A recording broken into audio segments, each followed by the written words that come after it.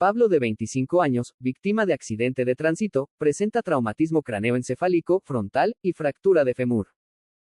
Nos basaremos en las recomendaciones de ATLS, soporte vital en trauma avanzado, herramienta estandarizada destinada para la atención inicial en pacientes con trauma, cuyo pilar es la revisión primaria o el ABCD, cuya finalidad es identificar y tratar de inmediato las lesiones que ponen en riesgo la vida. Conceptos importantes. Trauma, lesión a nivel orgánico que resulta de la exposición aguda a una fuente de energía que puede ser mecánica, térmica, eléctrica, radiactiva, que exceden del umbral fisiológico. Y politraumatismo es cuando se presentan múltiples tipos de lesiones que pueden llegar a comprometer la circulación o en la ventilación, llevando a correr un peligro de vida de forma inmediata o en las próximas horas.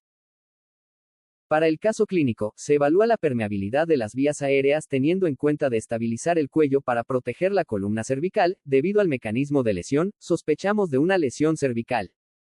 Usaremos maniobras manual, traccionar el mentón, ante presencia de objetos extrañas extraerlos, en presencia de fluidos y secreción se debe aspirar. Asegurando la permeabilidad de las vías aéreas, es de prioridad número 1, ya que una vía aérea obstruida, provocaría la falta de oxígeno al organismo, por lo que la vida de Pablo estaría en peligro. Nuestro rol es fundamental en la asistencia, preparación de equipos y elementos. La secuencia del procedimiento es como se muestran en las siguientes ilustraciones. Problemas que se pudieron identificar fueron la presencia de secreciones y el riesgo de broncoaspiración. Pasaremos a la evaluación de la ventilación, donde por medio de la inspección, presenta trabajo respiratorio difícil manifestado por taquipnea, frecuencia respiratoria de 24 respiraciones por minuto, saturación de oxígeno de 92%, uso de músculos del cuello, movimiento del tórax es asimétrico, además, cianosis y la presencia de trauma en la frente. Al auscultar los campos pulmonares del paciente, encontramos que, el lado izquierdo del tórax, la presencia de rales crepitantes, que se trata del sonido del aire que pasa por las vías aéreas en presencia de sustancias líquidas o semilíquidas que se podrían inferir de la presencia de líquido o sangre. Y se podría escuchar de la siguiente manera.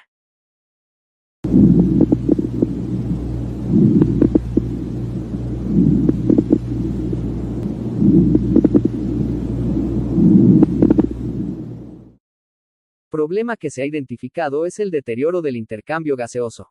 Por los signos que encontramos en la evaluación de la ventilación, la presencia de los ruidos respiratorios, podríamos sospechar del riesgo de colapso pulmonar, por lo que estaría indicado la toracocentesis, procedimiento médico. Sin embargo, nuestro papel como enfermeros es la de identificar el problema y la de asistir en dicho procedimiento. Por lo realizado en el paso anterior, la respiración se encontrará asistida por la bolsa autoinflable.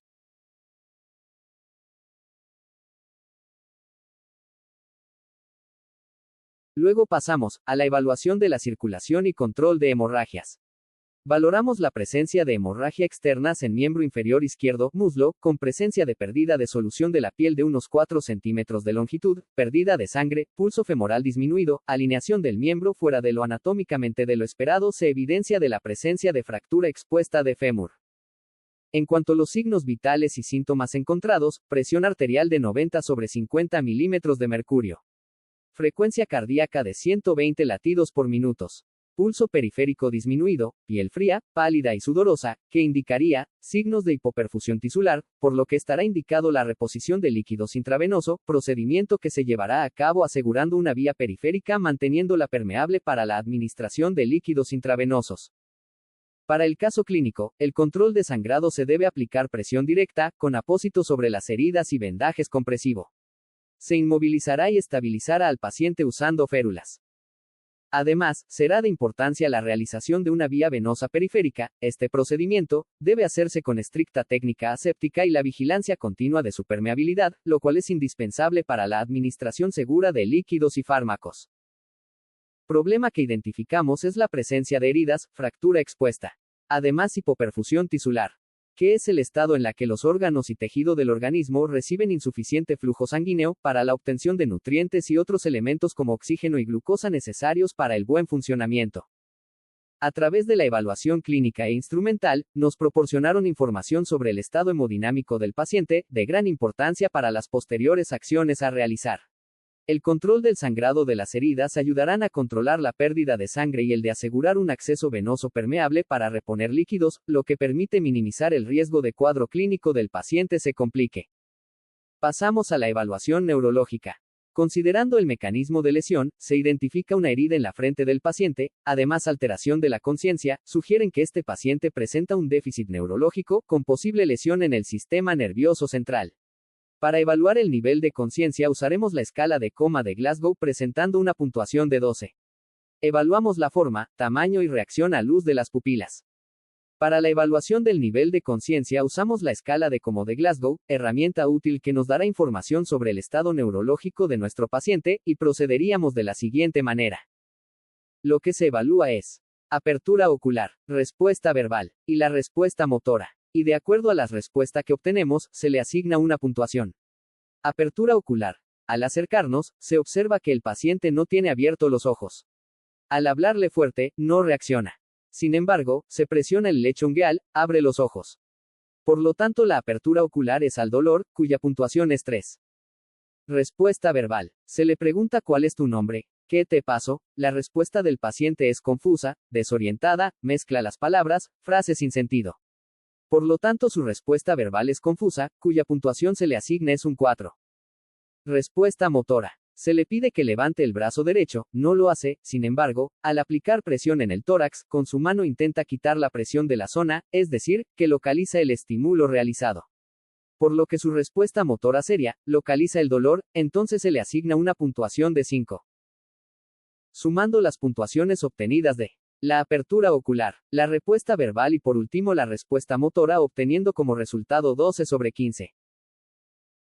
En cuanto a la evaluación de pupilas, se observa tamaño, forma, y la reacción a la luz. Se le pide al paciente, si puede mantener los ojos abiertos, no puede, por lo que se le abre suavemente los párpados, valorando el tamaño, forma y la reacción a la luz. En nuestro paciente encontramos pupilas isocóricas, pupilas de igual tamaño y reactivas, es decir que reaccionan a la luz. Pasaremos a exponer al paciente, con ello vamos en busca de identificar condiciones que podrían ser peligrosas para la vida. Para nuestro caso clínico, vemos la fractura expuesta de fémur.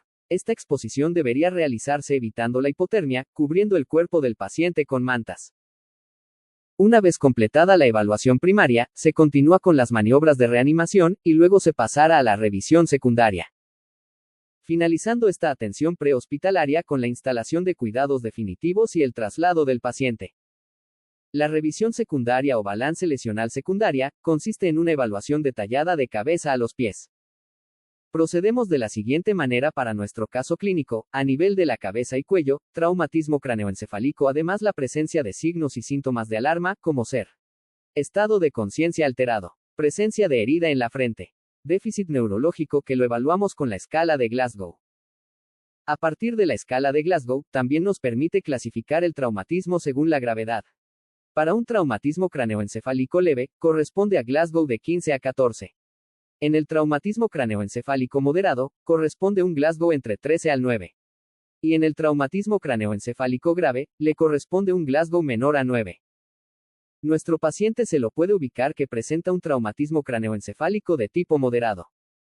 Es de gran importancia mantener una presión arterial sistólica mayor a 90 milímetros de mercurio, debido a que nuestro paciente se encuentra con pérdida de sangre significativa, debemos tener mayor control. Además, en esta evaluación secundaria uno de los puntos que podemos tener en cuenta es la de valorar la gravedad en la que se encuentra nuestro paciente. Para esto, debemos utilizar unas escalas que fueron diseñadas para medir la gravedad, mortalidad, pronosticar la posible o no recuperación del paciente. Uno de los más utilizados es el Score Trauma Revisado. Indicador que está compuesto de 3 categorías: escala de coma de Glasgow, presión sistólica, y frecuencia respiratoria. Por medio de valores codificado y la de uso de algunas fórmulas, nos dará la clasificación de atención y la del pronóstico del paciente. Empleamos esta herramienta en nuestro paciente cuyo resultado fue el siguiente. Sugiere de una atención inmediata y buen pronóstico y una alta posibilidad de supervivencia. Cabe destacar que este puntaje es solo una herramienta de evaluación que no reemplaza el juicio clínico. Pasando a nivel del tórax. Pudimos identificar unos de los traumatismos de mortalidad, asociados a muertes precoces. Hemotórax, que consiste en una acumulación de más de 1.600 mililitros de sangre o un tercio o más del volumen de sangre del paciente en la cavidad torácica. Por medio de la toracocentesis practicada con anterioridad se pudo saber que el líquido drenado es sangre. También la circulación se encontrará comprometida presentando un bajo gasto cardíaco, que se manifiesta por la piel fría, húmeda, taquicardia, hipotensión, sangrado visible y sangrado interno. En miembros inferiores. Miembro inferior izquierdo, se evidencia de herida en la piel y tejidos adyacentes, sangrado y fractura expuesta de fémur. Durante la fase prehospitalaria hay que hacer énfasis en el mantenimiento de vías aéreas, el control de hemorragias externas, shock y en la inmovilización adecuada del paciente. Realizando todas esas acciones y evaluaciones anteriormente mencionados, estaremos en condiciones para el traslado inmediato al centro de atención más cercano y apropiado, que estará a la espera para la continua atención de su estado. La atención al paciente con politraumatismo, como el caso de traumatismo craneoencefálico y fractura expuesta de fémur que hemos abordado, es crítica debido al alto riesgo de complicaciones que comprometen la vida. La presencia de alteración neurológica, hipertensión intracraneal, hemorragia, dolor intenso y riesgo de infección exige una respuesta inmediata y coordinada. En este sentido, la labor de enfermería es fundamental. Debe enfocarse en la estabilización hemodinámica, el monitoreo neurológico constante y la prevención de complicaciones secundarias, como el estricto seguimiento de la escala de Glasgow y la reactividad pupilar. El abordaje de este caso clínico nos ha permitido reflexionar sobre la importancia vital de seguir las directrices del soporte vital de trauma avanzado. Estas pautas nos proporcionaron una hoja de ruta clara para actuar de manera ordenada y coordinada, donde cada segundo fue crucial para asegurar la supervivencia del paciente. El desarrollo de este trabajo nos ha demostrado que la capacidad de identificar, clasificar y actuar rápidamente, sumada a las habilidades y destrezas en la atención inicial, es esencial para minimizar complicaciones. Las herramientas de medición de la gravedad y el pronóstico, como las que hemos utilizado, son imprescindibles para la toma de decisiones informadas que pueden marcar la diferencia en el desenlace del paciente.